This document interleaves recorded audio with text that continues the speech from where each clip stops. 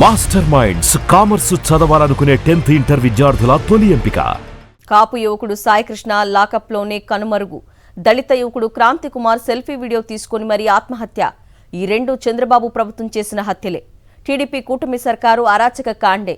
ఆ ఇద్దరి కుటుంబ సభ్యులు నెల రోజుల పాటు పోలీస్ స్టేషన్ల చుట్టూ కాళ్లరిగేలా తిరిగినా న్యాయం కాదు కదా.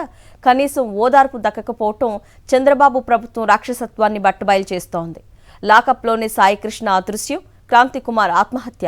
ఇవి రెండు చంద్రబాబు ప్రభుత్వం చేసిన హత్యలేనని దేశవ్యాప్తంగా న్యాయ నిపుణులు తేల్చి చెప్తున్నారు. టీడీపీ కూటమి ప్రభుత్వం దారుణ మారణకాండపై జాతీయ స్థాయిలో న్యాయ, రాజ్యాంగ నిపుణులు, పౌర హక్కుల కార్యకర్తలు మండిపడుతున్నారు. న్యాయస్థానం జోక్యం, మీడియా క్రియాశీలతో చంద్రబాబు ప్రభుత్వ దారుణాలు బయటపడ్డాయని స్పష్టం చేస్తున్నారు. దేశవ్యాప్తంగా సంచలనం సృష్టించిన విజయవాడ పోలీస్ లాకప్ మరణాలు, దారుణాలు ఖచ్చితంగా చంద్రబాబు ప్రభుత్వం చేసిన హత్యలే.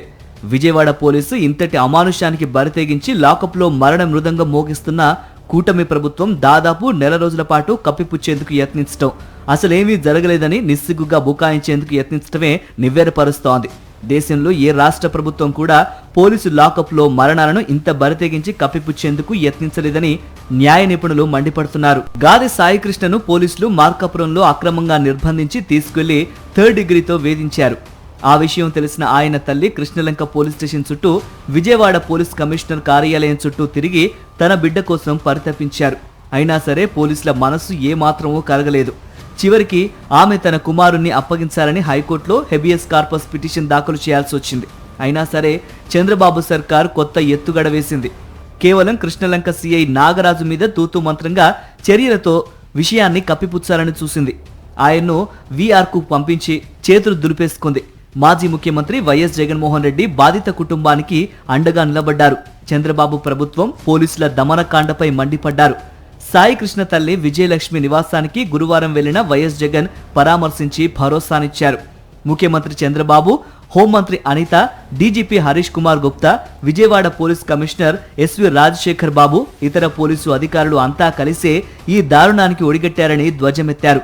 బాధిత కుటుంబానికి అండగా నిలిచి న్యాయ పోరాటం చేస్తామన్నారు. దాంతో చంద్రబాబు ఒక్కసారిగా ఉలిక్కిపడ్డారు.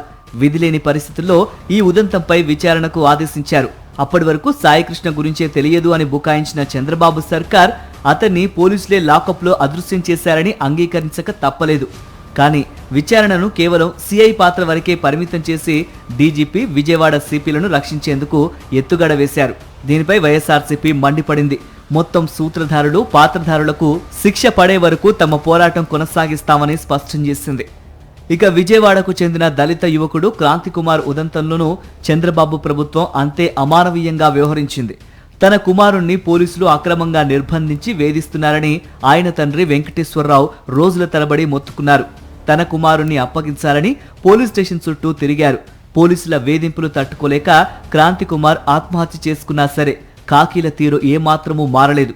ఆయన తండ్రి వెంకటేశ్వరరావును బెదిరించి మౌనం వహించేలా చేశారు.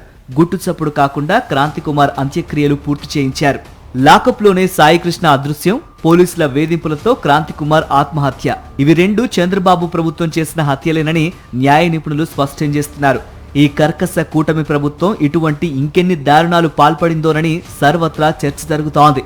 పోలీసులు అండతో ప్రభుత్వం సాగిస్తున్న మారణకాండకు వ్యతిరేకంగా ఉద్యమించేందుకు ప్రజా సంఘాలు సన్నద్ధమవుతున్నాయి.